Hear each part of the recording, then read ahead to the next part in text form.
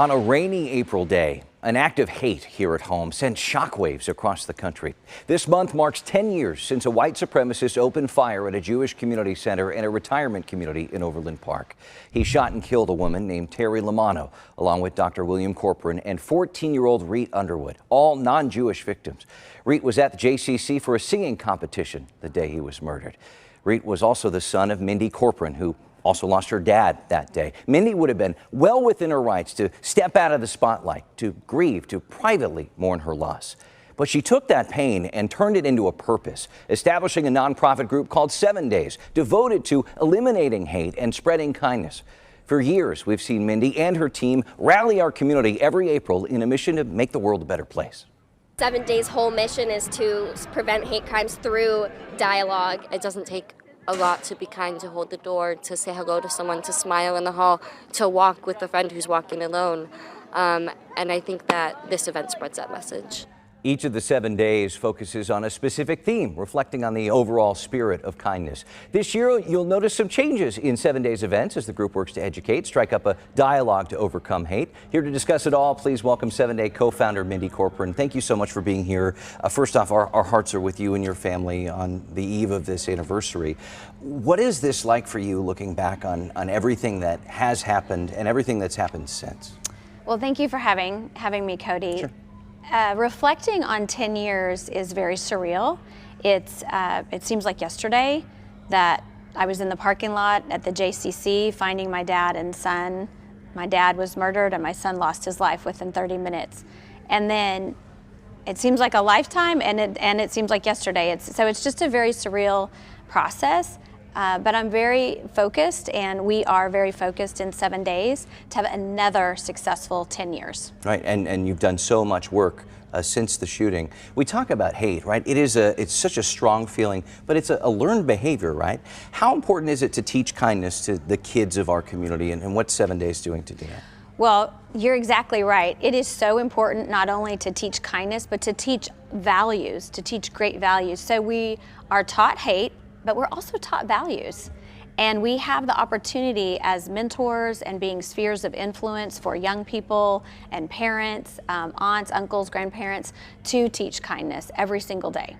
And you see 7 Days doing that through scholarship programs as well, right? Yes, so this year we are having the opportunity to present 10 $1,000 scholarships. In the past several years, we've only had the funding to present 5 $1,000 scholarships to seniors in high school. But this year we're very excited. We got some more funding, and so we're going to be able to promote 10 high school seniors who have created their own ripple of kindness.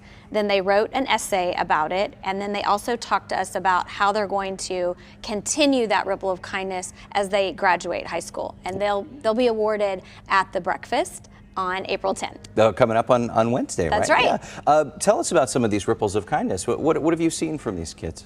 So there are 2 that I'll bring up. One of them, she created, they were having a high school play, a high school musical, but none of the elementary schools were going to come or be invited to watch the high school musical, for instance, like during the school day. And she got funding and organized buses and got, things signed, and all of the elementary schools in her area, in her district, were able to come and watch The Little Mermaid being performed. And so that was a great act of kindness. She introduced all these elementary school kids to theater. And then one other young person created a clothing closet in her high school for students who might not have the right level of warmth clothes. So it really wasn't about design or anything. It was more about necessity. And she had a lot of her friends and students bring in gently used clothing for the school and for the students, and then it's a private opportunity for other students who are in need to go grab a sweatshirt, grab a scarf, or hat. What a wonderful idea, and meeting a need, and just from The Mouse of Babes. Yes. I will say, we talk about 7 days. We've noticed some traditions, the breakfasts and the walks. There are some changes this year. What can we expect? There are. You know, with everything, you have to look at what else might be a little bit creative and new and festive. And we decided this year to have a community kindness festival. So when you think of the word festival and you think of activities and fun activities for youth, that's exactly what we're going to have. We're featuring actually Kate Cosentino, who's from Kansas City, and she's a singer and performer, and she's going to be the headliner on the stage. And the stage, Cody, is brand new. It's an amphitheater called Reitz Place, the Corcoran Family Amphitheater. So we'll have a ribbon cutting, and then we have other activities all day. Well, I shouldn't say all day.